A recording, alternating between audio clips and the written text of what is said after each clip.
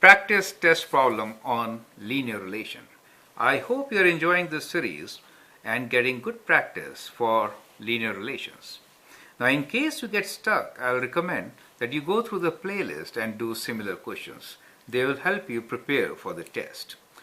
Here the question is, an airplane flying at an altitude of 500 meters begins to ascend, that means rise, at 25 meters per second.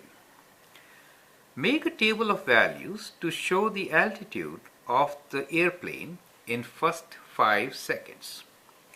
And then write the time position equation. And part C is this a direct or partial variation? Explain. Okay.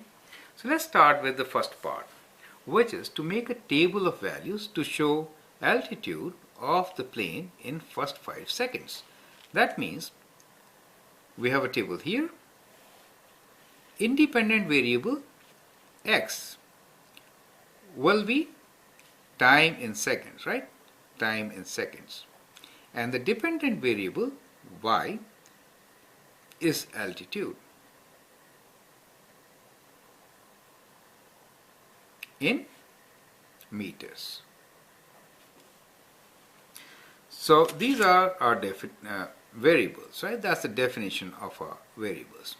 Let's read the problem. It says an airplane flying at an altitude of 500 meters. That means when the time is 0 seconds, the starting point, the airplane is 500 meters, right, above the ground. So that's 500 meters.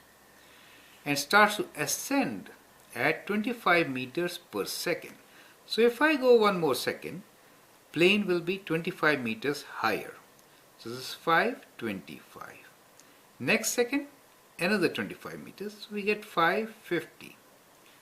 Third second, 575. So like this, we can continue our graph, right? First 5 seconds. So first, second, third, fourth, and fifth. 600 and 625. So that becomes our table. Write time position equation. Now our variables are x is the time in seconds and y is altitude in meters. You got to write it very clearly, right? Whatever I'm saying. So the equation will be y equals to rate at which it is increasing, which is 25 meters per second. Since it is increasing, it should be positive. And independent variable is x. Initial height at 0 is 500 plus 500. So that is how you get time position equation.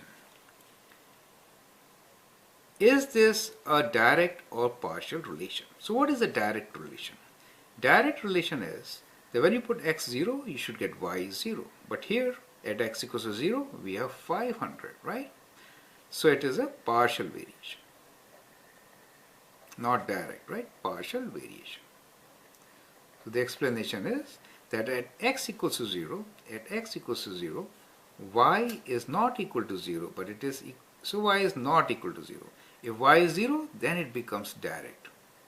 But it is, y is 500, right? The starting point is not at the origin. Therefore, it is a partial variation. Okay, that is how it is to be answered. Thank you.